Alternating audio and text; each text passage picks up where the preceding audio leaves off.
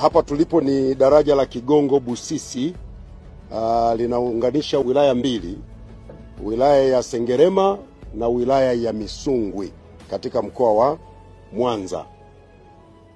Mradi wetu mpaka leo umefika 99%.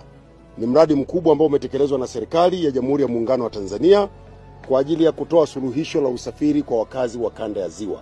Huu ni moja kati ya miradi ambayo inategemewa kuchechemua uchumi wa Tanzania kupitia ukanda wa kanda ya Ziwa.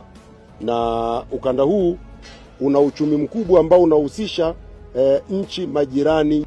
Kupitia daraja hili kuna namna ambavyo tunakwenda kuchechemua uchumi kwa kushirikisha nchi majirani ama kwa kushirikiana na nchi majirani.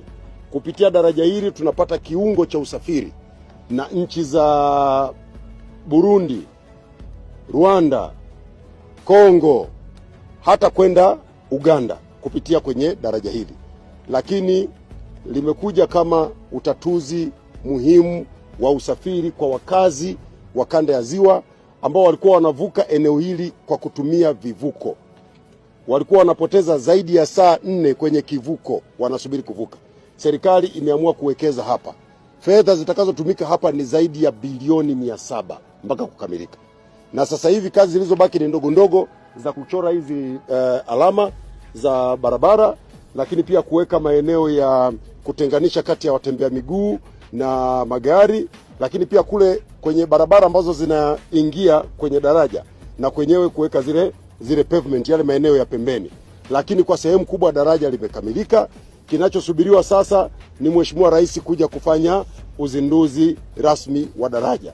Ni jambo kubwa la neema. Nimeona niwalete hapa waandishi wa habari ili muone kazi kubwa iliyofanywa na serikali ya uwekezaji mkubwa wa daraja kubwa Afrika Mashariki na Kati.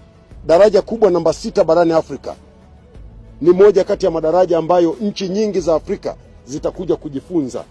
Hapa ni kama vile tumeunganisha kisiwa na kisiwa.